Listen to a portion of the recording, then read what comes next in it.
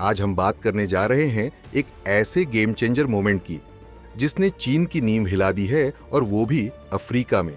जी हाँ, अफ्रीका में अब कोई कर्ज के जाल में उलझा ड्रैगन नहीं, बल्कि एक दोस्त भारत उतर चुका है, और इस कदम के मास्टरमाइंड हैं भारत के विदेश मंत्री एस जयशंकर। 21वीं सदी की कूटनीति में अब सिर्फ सॉफ्ट पावर या हार्ड पावर नहीं चलती, अब जमाना है फास्ट पावर का। मतलब सही फैसले सही वक्त पर लिए जाएं, तभी कोई देश अपने नेशनल इंटरेस्ट को सुरक्षित रख सकता है। इसी सोच के साथ जयशंकर ने अफगानिस्तान से लेकर अब अफ्रीका तक हर कदम पर तेजी दिखाई है। अफ्रीका डे 2025 के मौके पर नई दिल्ली में आयोजित कार्यक्रम में जयशंकर ने एक ऐसा बयान दे दिया जिसने बिना चीन का नाम लिए सीधे सीधे BRI पर वार कर दिया।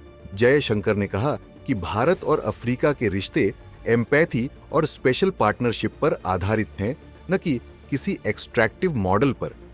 और ये एक्सट्रैक्टिव मॉडल कुछ और नहीं, चीन की कुख्यात BRI यानी बेल्ट एंड रोड इनिशिएटिव है।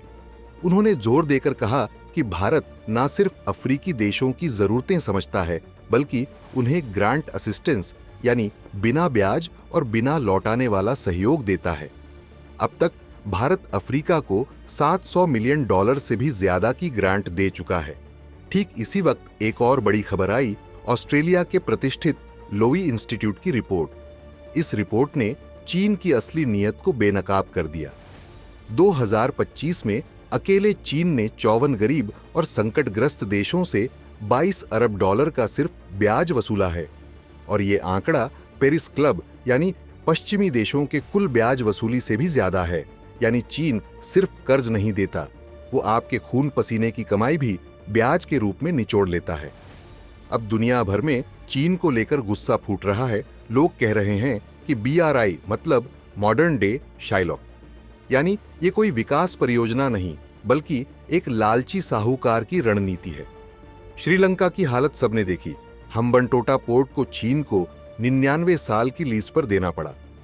अब ग्वादर पोर्ट को लेकर पाकिस्तान में भी संसद में बवाल मच चुका है, क्योंकि 100 रुपये के लोन पर 9 रुपये की आमदनी ही हो रही है। यानी ग्वादर भी एक और हम्बनटोटा बनने की कगार पर है। यही भारत एक भरोसेमंद विकल्प बनकर उभरता है। जयशंकर ने साफ कहा कि भारत के द्वारा दी गई सहायता लोन नहीं, ग्रांट होती है। भारत का मॉडल है इंक्लूसिव, डिमांड ड्रिवन डेवलपमेंट, मतलब जो स्थानीय जरूरत हो उसी के मुताबिक सहयोग देना। जहां चीन अपने फायदे के लिए काम करता है, भारत लोकल अपॉर्चुनिटी, स्किल और कैपेसिटी बिल्डिंग पर फोकस करता है। लोई इंस्टीट्यूट की रिपोर्ट से यह भी साफ हो गया कि BRI का जो गोल्डन पीरियड था वो अब बीत चुका है। 2013 से 2019 के बीच चीन ने बड़े पैमाने पर कर्ज बांटे, पर जैसे ही कोविड आया, या यूं कहें जैसे ही दुनिया को चीन की असल मंशा समझ में आई, BRI में निवेश गिरने लगा। 2019 के बाद से चीन के कर्ज देने की दर गिरती जा रही है, और उधर पेरिस क्लब का सहयोग फिर से बढ़ने लगा है। अब जयशंकर का यह स्टेटमेंट अनलाइक एक्सट्रैक्टिव मॉडल्स कोई सामान्य भाषण नहीं था। यह एक राजनयिक हथौड़ा था जो सीधे चीन की नींव पर पड़ा है।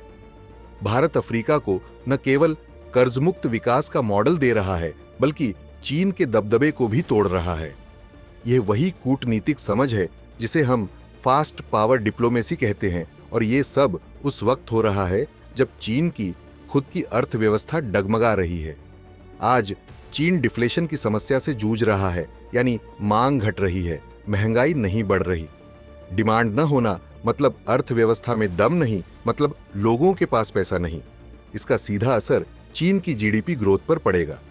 एक समय था जब चीन हर देश को BRI के नाम पर लुभा लेता था, पर अब देश समझ चुके हैं कि लोन का लड्डू मीठा कम, खतरनाक ज्यादा है।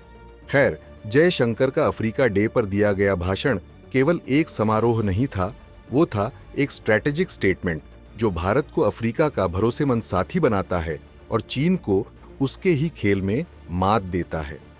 भारत का ग्रांट मॉडल, उसकी संवेदनशीलता, लोकल डेवलपमेंट पर फोकस, ये सब मिलकर अफ्रीका में ड्रैगन बनाम हाथी की लड़ाई में हाथी को आगे कर रहे हैं। और शायद यही वो वक्त है जब दुनिया देख रही है 21वीं सदी में भारत सिर्फ बोलता नहीं है, सही वक्त पर सही एक्शन भी लेता है।